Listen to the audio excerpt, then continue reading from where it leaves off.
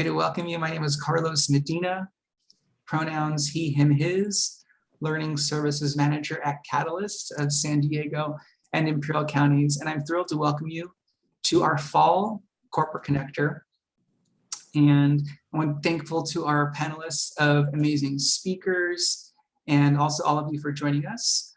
And so we'll give folks just a minute or two to arrive and settle in. What I would ask is if you can feel free to include in the chat just an introduction of who's with us, names, pronouns, and organization, and then we'll kick things off in just about 30 seconds. Thank you.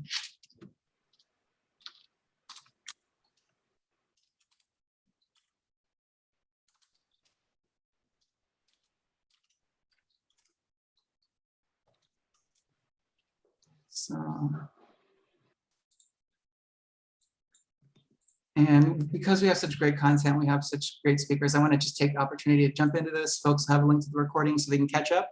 But as I mentioned, Carlos Medina with Catalyst of San Diego and Imperial Counties. And we're looking forward to diving into an important topic today, which is about building an ongoing and enduring commitment to racial justice. Now, before we jump into that, I want to just share a bit about why this session is important to us, the team at Catalyst, and just reflecting on last spring's protests and civil unrest that followed the murders of George Floyd, Ahmaud Arbery, and Breonna Taylor. Companies around the country expressed their solidarity with the Black community, pledged money to fight discrimination, and also promised to embrace diversity in their workforces. And this occurred amidst a global pandemic that continues to disproportionately affect BIPOC community members and continue to reveal the effects of systemic racism, which has created an unprecedented level of energy, reckoning, and activism.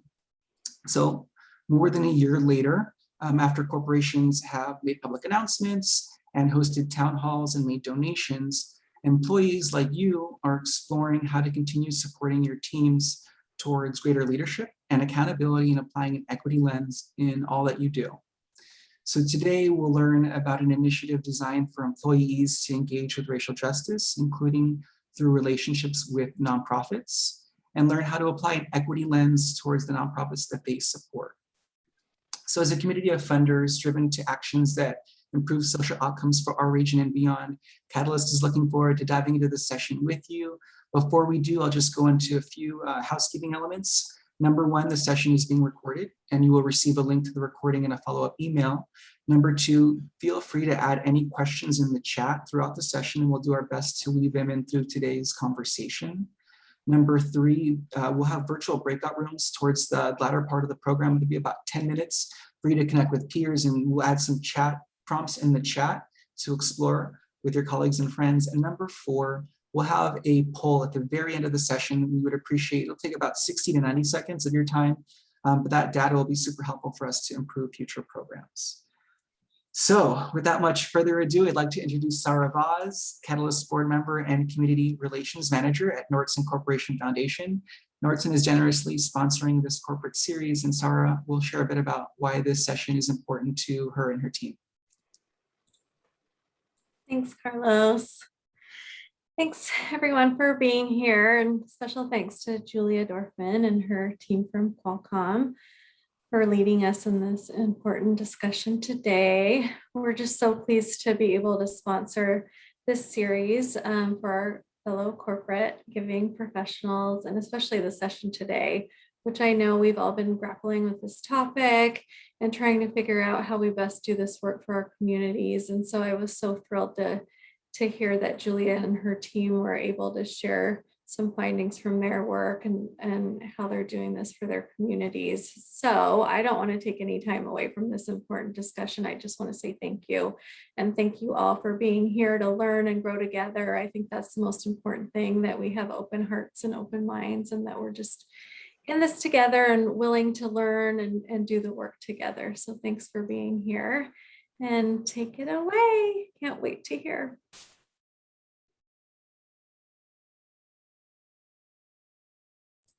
All right. Hi, everyone. It's nice to see so many familiar faces and names and some new folks as well.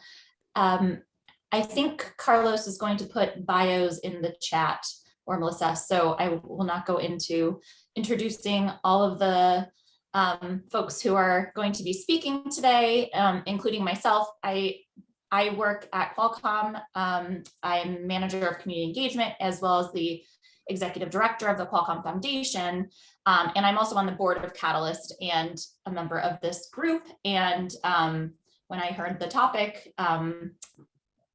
raised my hand with the opportunity to share with all of you this initiative that we'll be sharing today. So thank you for joining and letting us hopefully pass along some good tidbits to all of you, or ideas, or I don't know, spark conversation.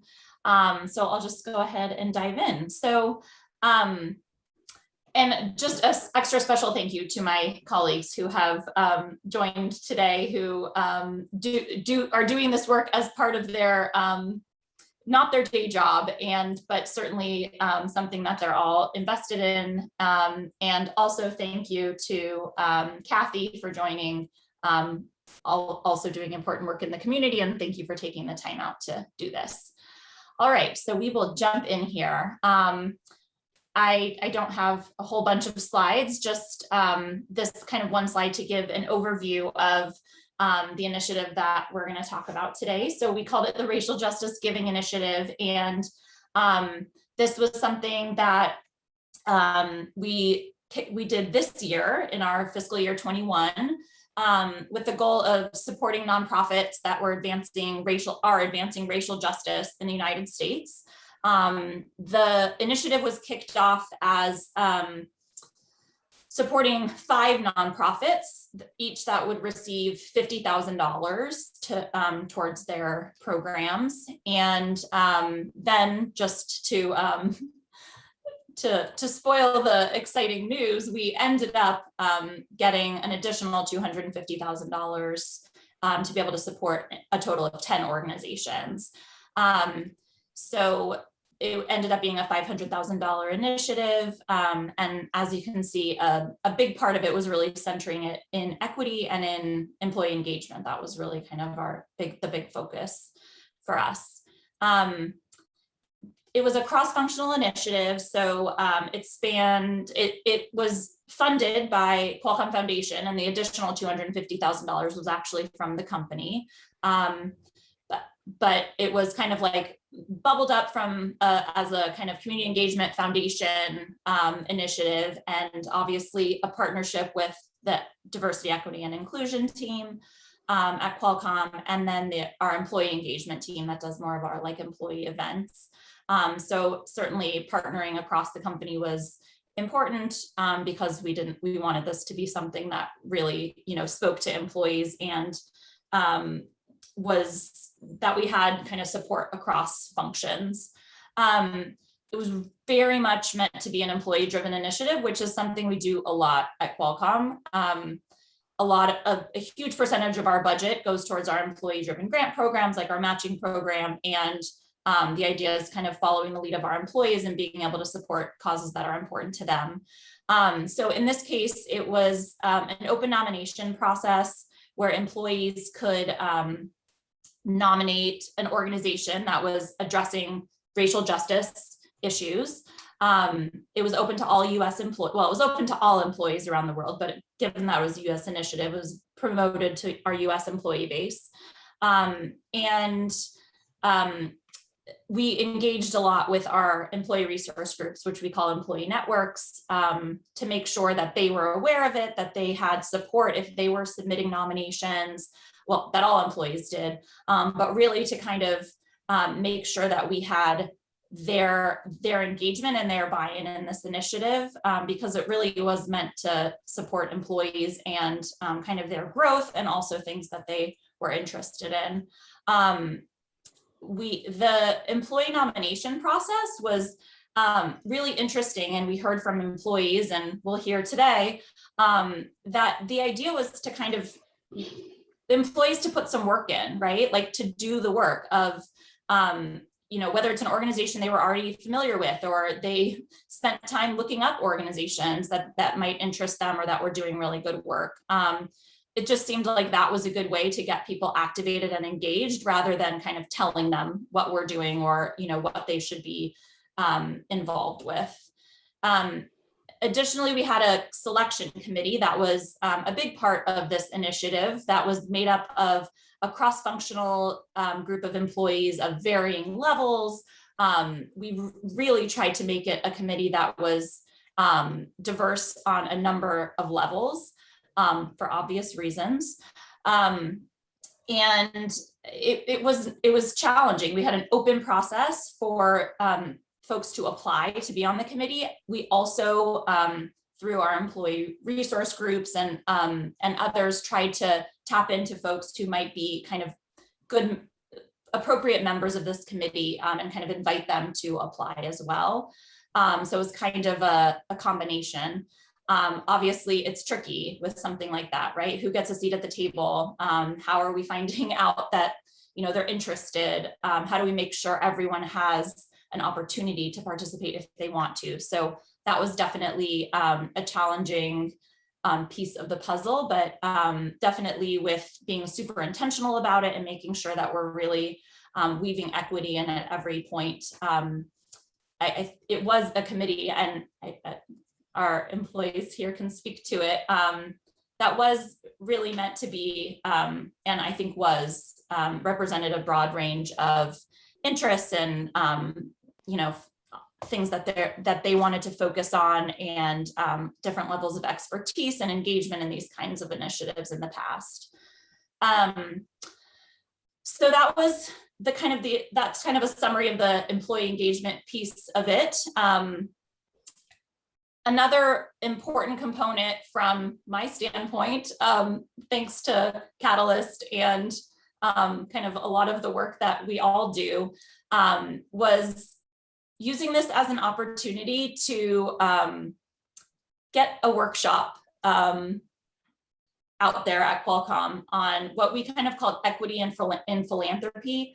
But this idea that I think in my experience, being at Qualcomm for around 10 years and doing this type of work for about 10 years, I think a lot of people think like we all just like hand out puppies and rainbows and it's all just like perfect. And if you donate to a nonprofit, it's just great.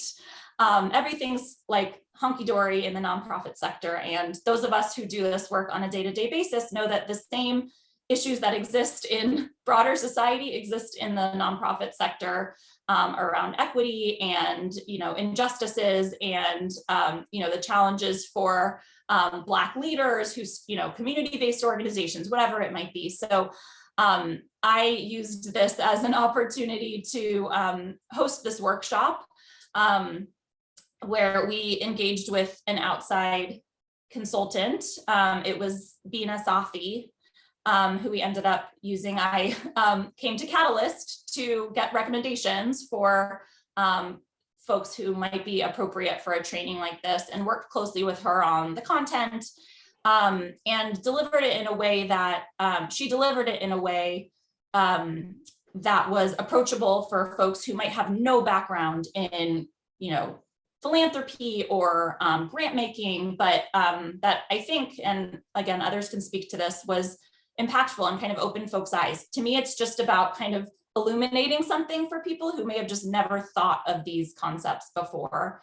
And we got really good feedback on the workshop. And one of the goals was that not to just offer the training for this committee that was doing this specific racial justice initiative, but to offer it to other employees around Qualcomm who do this type of work as part of their day job, or volunteer on other kind of committees and may not be thinking about these things. And that was something we were able to do and will hopefully continue. So that to me was a really big outcome of just being able to spread equity, racial justice types of programs to other areas kind of through this initiative.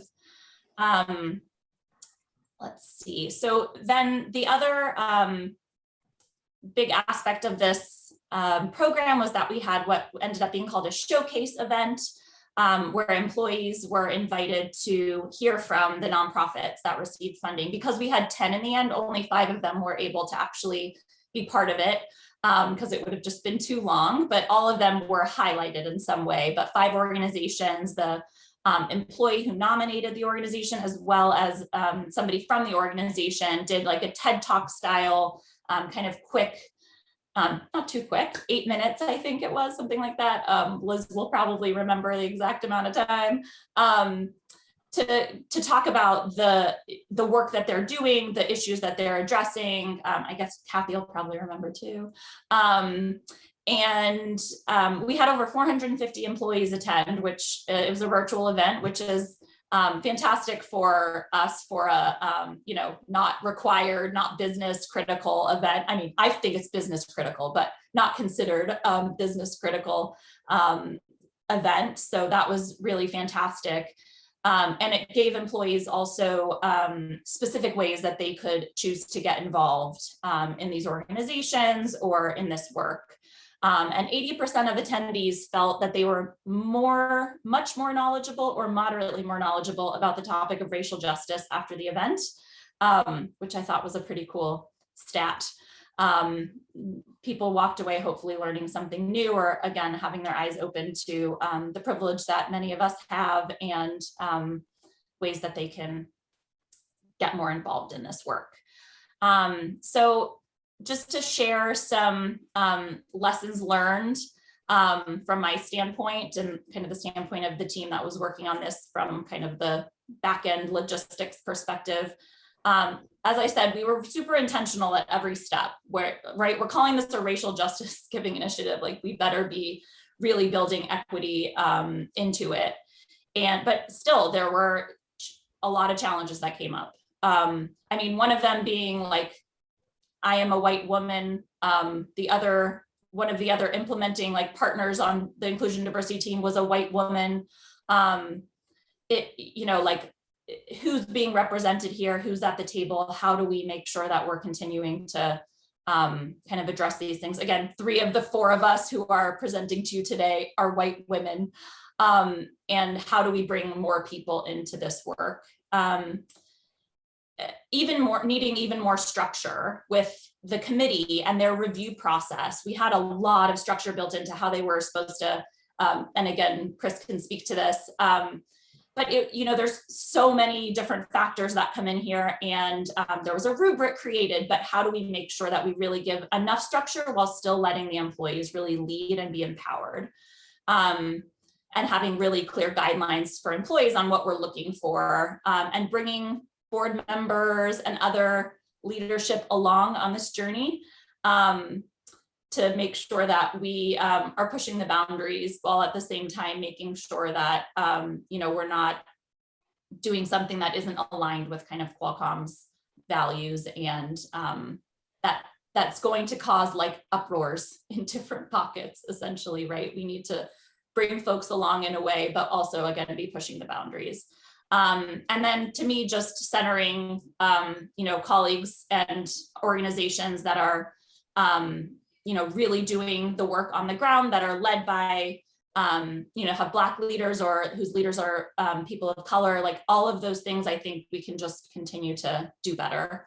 And a phrase that I think of a lot, and that I think applies to my work, and probably a lot of you too, is be, do, get, which is kind of this idea of like, you just got to do it and then prove that it works, and then it just is. And so that's kind of how I see this initiative. The year prior, last year, we made a $250,000 donation around racial justice, and there was some engagement with our Black employee inclusion group to have them decide what organizations were selected. And this was kind of a follow-on of that, but kind of broadening it and making it even bigger and engaging even more employees in the work. And now, since it's the second year, I think we have kind of changed the trajectory of Qualcomm's commitment, because it's like, well, this is now a thing. We do this now every year. It's an annual thing. So that's my plan going into FY22. And the fact that we doubled down this year on it again is like, I'm going to say, like, we have to do this again, right? Like, this is just happening now. So that to me is the leverage we now have to continue the initiative is just kind of like, we just like put our heads down and do the work and prove that it's impactful. And now it is hopefully an ongoing commitment. So with that, hopefully that gives a good bit of an overview of the initiative. Carlos will go to the next slide there. Yep, that's just a screenshot from the showcase event.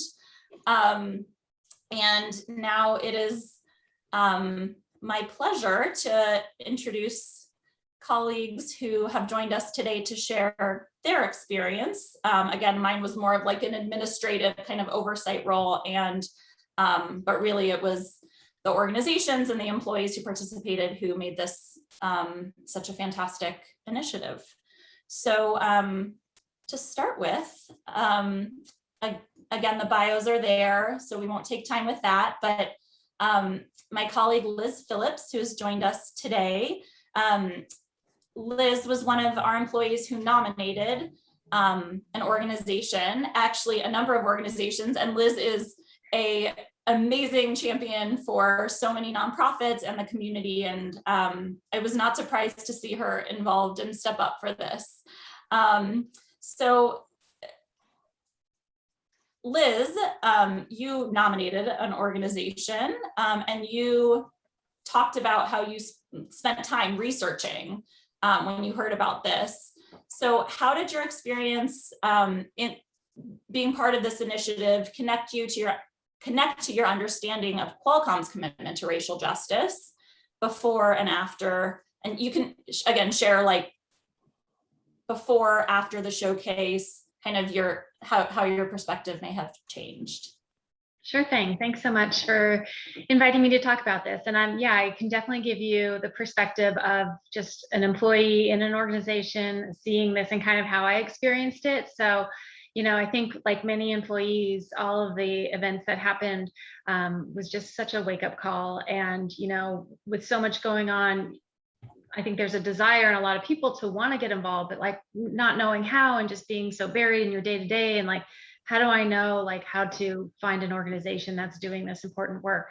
So when I saw that Qualcomm had this opportunity, I'm embarrassed to say I didn't like off the top of my head know like, oh, I want to nominate these 5 employees. So actually I reached out to my network just on social media. In our neighborhood, there's a diversity and inclusion group. So I put it out there. I said, hey, Qualcomm, if you know anyone who works at Qualcomm, Qualcomm's hosting this like racial giving initiative, which was, I think, really great too, in terms of raising awareness of like, hey, Qualcomm wants to do something here. And I put a post out to my personal Facebook page, and it was really eye-opening. Again, I'm learning so much about, all the work that goes on and that I'm just not aware of. So through that experience of just these 2 posts, I had so many friends from all walks of life say, hey, I think you should talk to this group. I think you should talk to this group. So my commitment was like anyone that like wanted to engage with me, I felt like I had to, see it through and see like, do we have something here that we can put a nomination together? So all in, I put in 11 nominations because I was really committed to like anyone who was interested, I wanted to put that in. And because of, the expansion from 5 to 10 winners, I was really honored that 3 of the nominees I put forth got the $50,000 grant. So that was really great. And again, I think for me as an employee, like having the opportunity to do something like this, definitely made me more aware of the work going on. I mean, the 3 that got the award, just so well deserved, but like the other ones that didn't, like, I was just so amazed, like, gosh, just right here in our own neighborhood and beyond, there's so much work going on. So it almost made me realize like, gosh, me just sitting here in my day-to-day job, like I could be involved in so many other ways. So anyway, I forgot where I was going with that, but I don't think I would have ever, another benefit to doing this and getting engaged is that, when Cathy and I, Cathy's on the line here, we were working on the nomination and going kind of back and forth and like kind of crafting, she she'll tell you more about her organization, but she said, hey, you know, I think you might be a really good volunteer for our organization, being a college essay coach. And you know, this was an opportunity that like fell in my lap. I would have never known about PICS without this. I would have never had this opportunity to volunteer. So now I'm a college essay coach for 2 kids here in San Diego that really want to get into the college of their dreams, and I'm working with them on their essays. So I'll let Cathy tell you more about that in a minute. But one thing that is really interesting to me, as Julia was talking about, you know, what Qualcomm has done, and you know, the fact that even last year there was a $250,000 grant to racial, like, as a regular employee, I really, that wasn't in my awareness. I didn't really even know like we did that.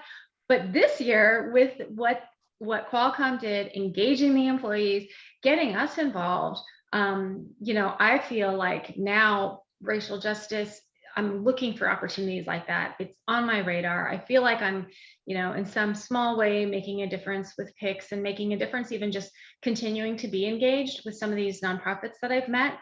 And also, you know, another benefit was, you know, making my own community and my own networks aware of the stuff that Qualcomm's doing. So by putting that out there, like Qualcomm's having these grants, by updating my network about the grants that we did win, like that, I would have never posted. I don't know if I would have posted if I knew about last year's 250, you know, because it's just like a big money. It's like a big grant, and lots of corporations do that. But when you get your employees involved and engaged, I think it really makes, at least for the employees, makes it feel like much more impact. So hopefully that gives you guys a view of what it was like as an employee, just seeing this program. Also, you know, beyond that, the showcase that Julia talked about, you know, learning about the other winners that were picked for the grants. So it goes far beyond just the nomination process. You know, I think many of us at Qualcomm are now a lot more engaged on this issue because of the experience that Qualcomm provided for us. So I think the next person on the list is someone who is actually on the nomination or the judging panel committee. So Julie, let me pass it back to you, and you can introduce Chris. Yeah, sure. Great, thank you so much, Liz, for sharing that. Yes, my colleague Chris is on the line here, and she was part of the committee, the selection committee, the judges, who were got the training I mentioned, and really the ones empowered to select the organizations that ultimately received the funding. So Chris, the Racial Justice Giving Initiative provided a bunch of on-ramps for employees to learn about racial justice and the community, and for the training on equity and philanthropy that I talked about. As part of the committee, what was the process like for you? Thank you for having me today. First of all, I just want to say, wow, Julia, the D&I team at Qualcomm, Charlotte, Lacey, you guys did a phenomenal job just putting this whole thing together. And I love the fact that you used the word intentionality, because there was a lot of intentionality that went into the whole program from beginning to end. There was so much excellence, and the framework you provided was so great in guiding us towards our goals. So as an employee, I did actually think that philanthropy was all rainbows and, you know, puppies and just give and we'll be fine type thing. But then 2020 happened, and it was really traumatizing for all of us, especially for me. And I didn't feel like I had a place to really process the pain that I was feeling. Thankfully, through my management and D&I had been able, up until then, actually, no, I think it all happened in parallel. I got to lead some D&I efforts within the department on the inventor side of things. I'm a patent counsel at Qualcomm, and the whole year kind of propelled us to look into why we had such a dearth of female and underrepresented minority inventors. And so kind of in that mindset, I got to work a little bit with D&I on Qualcomm, in the Qualcomm structure of things, and somehow got invited to be a part of the committee. So I was definitely honored, beyond honored really, to have a seat at the table to see how everything happened. But as a committee member, of course, I'm coming in thinking, okay, we get to pick an organization, we get to give them a bunch of money, it'd be great. But then you took us back to the basics. I really appreciated the equity in philanthropy, I think it was called, workshop, to really think about, switch my thinking and think about who you're giving to. What is their involvement in the community? What impact are they having? There's this injustice within, I guess, the industry, of the nonprofit industry, where certain organizations maybe are just naturally, given more because there's a bias towards giving more established organizations. All these concepts I'd never thought about. And so really hearing that there are organizations out there that are doing the work of racial justice that may not necessarily be fully developed or may not even be well recognized within the community. And so to look beyond the facade and look into who the group is, what is the work they're doing, what is their commitment to the community, looking outside the scope of things. Because I went in thinking, okay, I get to give a bunch of money to boom organization. And they came out thinking, wow, look at the work this organization is doing. Look at, the grassroots approach to really building up the community. I got to work personally. I nominated through our Qualcomm big group, Qualcomm Black Inclusion Group, so many acronyms, but a Somali youth organization. I had never heard of them, but just in doing this work, someone said, hey, this is a great organization. You might want to look into the organization and see what they're doing. And so getting to sit with the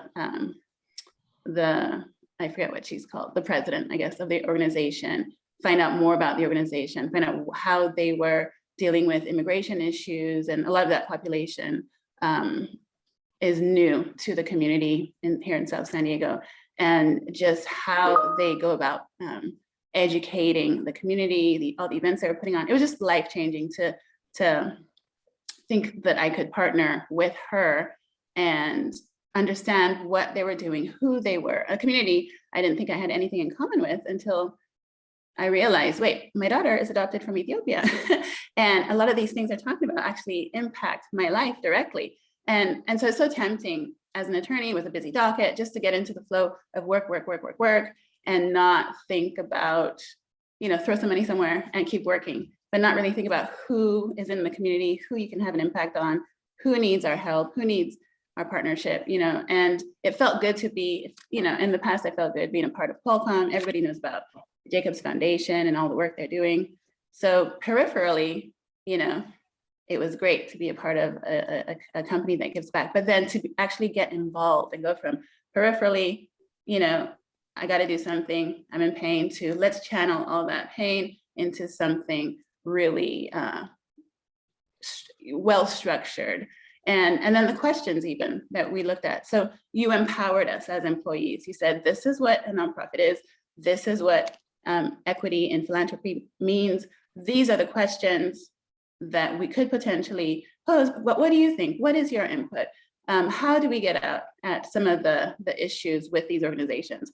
We don't want to give them, an application form that is cumbersome, that they don't understand. How would you make this more manageable? Just think about questions like that. I never realized that, some nonprofits, even just to fill out the application forms, is a difficult task.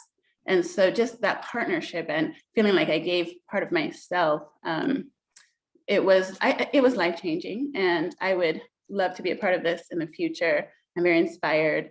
I came out, and then just seeing all the committees that did get grants, and wow, Liz, 11 organizations, that is amazing. Just the presentations were wonderful.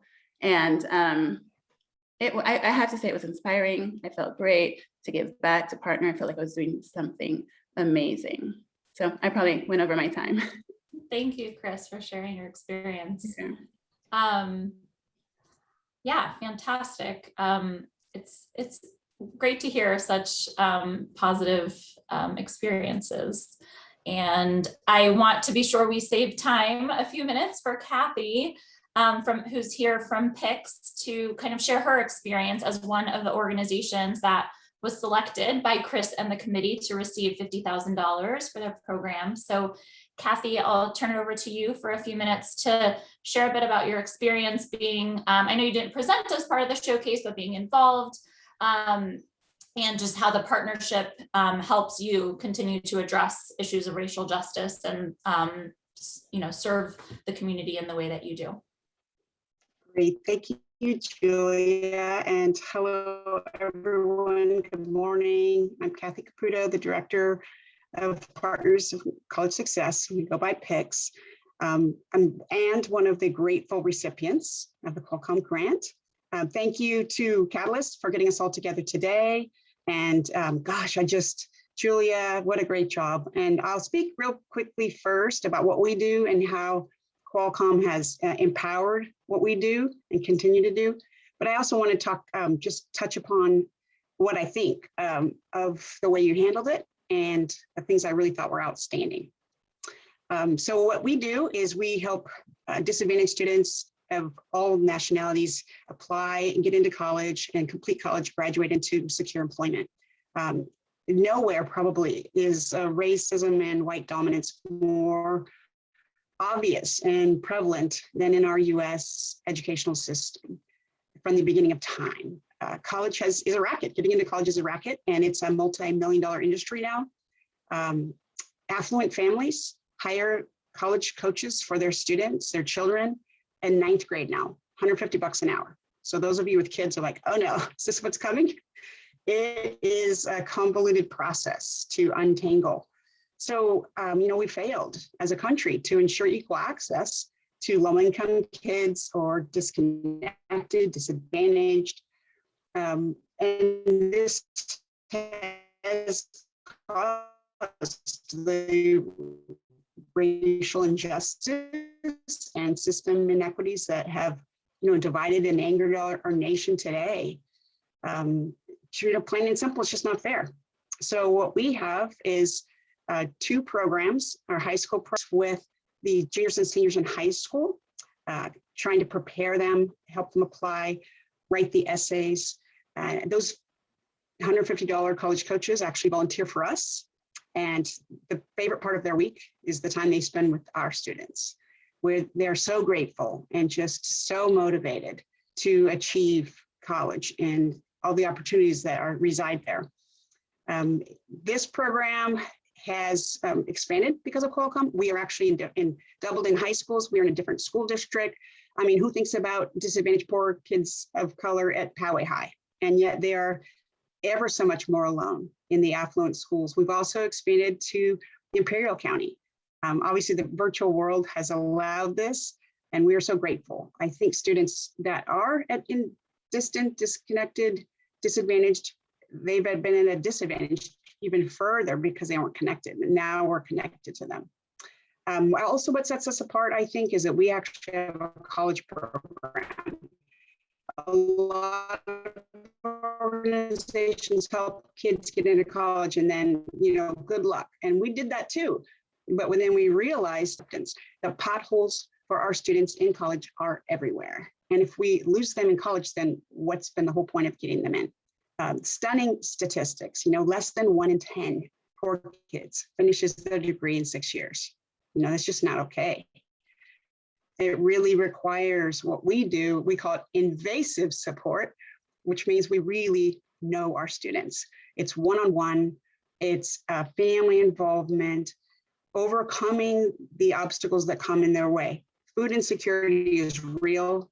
We have students who we find they're eating 1 meal a day and they don't speak up because that's normal, right? And the feelings of not belonging, the imposter syndrome, every one of them feels that way. Every one of them is working part-time, maybe full-time, to help their families pay rent. So the challenges are many. College completion is the goal, career success. We provide all kinds of annual events, as well as one-on-one resume, cover letters. I'm a LinkedIn czar because they don't have a professional network. Cathy, I just want to be sure that we leave enough time for everything. So it's so great to hear about your org. I know it's wonderful to hear you talking about all the programs, but if you just want to share a little bit specifically about anything specific about the partnership, and then we'll. So what I loved about what you guys did, and we apply for a lot of grants, right? So I see it. First, I think the size of the grant, it doesn't lie, right? We have to speak to the money. It feels very different for a company to give smaller grants. Qualcomm really, I think, established their sincere commitment with that $500,000. I think secondly, the time and energy that you all put into finding the smaller organizations. We lose out a lot to bigger organizations whose grant writer, I think uncovering, you get such a huge impact when you give smaller organizations big opportunities. And then I think finally, Julia, you made it their day job. I think it was very important that you made it part of their work day. Giving isn't for after 5 on your own time. And you made that obvious, that it was part of their commitment to being a human being, is what Qualcomm is all about. So I really, really applaud that. Great, see, I was faster on that part. Great, that's fantastic. Thank you for that. So we only have a couple minutes here. So if you guys each want to do like lightning round, 1 minute, to just, because I do want to be sure to hear a little bit more from you, is just based on your experience, what is your vision for the future of how companies and nonprofits can partner to address racial justice? Just one tidbit to share. I'm sure there's so much we could discuss. Cathy, you go first. Okay, sounds great. Well, we are a volunteer-driven organization, which means community members actually do our guiding and mentoring. So our students benefit hugely from the guidance and experience of community members, but it's equally kind of instills this sense of responsibility in the community members to step up and put community before self. I think that the virtual world is really helping us as well. We have a lot of experience with having corporate events, and partnering with nonprofits, with Hewlett-Packard and Illumina, and it is just always the experience is reciprocal. Everyone wins when we get to cross those lines and care about each other, learn about each other. Awesome, thank you. Chris, you go next. All right, I was thinking that, we have company culture, company values, collaboration, innovation, et cetera, but I really do think this should be part of our company culture, core values. It should be part of our review process at the end of the year. How did you participate in the work that we're doing? Because it's just life-changing and it makes you a much better employee, a happier employee, more productive. Awesome, love that. And Liz, how about you? I love Chris's ideas, but I also think the way that Qualcomm approached this, like hands-on, the make it easy for employees to kind of just get right into it. Because if there's like a big long form, or I'm not, people might feel like they don't know how to write a grant, they don't know how to put it in that nomination. I mean, Qualcomm made it so easy. So before I knew it, I was rolling up my sleeves. I had this big spreadsheet of all the nominations I had, and when you get somebody activated like that, when you get someone engaged, they're going to see it all the way through. And almost, I start seeing myself as, wow, I can really make a difference. So whatever you can do to, provide those opportunities for employees to really roll up their sleeves and just get working, I think that can make a big difference. Awesome. Great. You guys are good with the lightning round. Okay. Carlos, I'm going to pass it back to you now. Thank you all. And I also wanted to mention one other thing, that this initiative, as was kind of alluded to at various points, was the brainchild and the work of so many employees across the company. Like I mentioned with the partnerships, I was one person who, helped with some of the oversight, but there were so many folks who really made this a reality. So I just want to acknowledge that.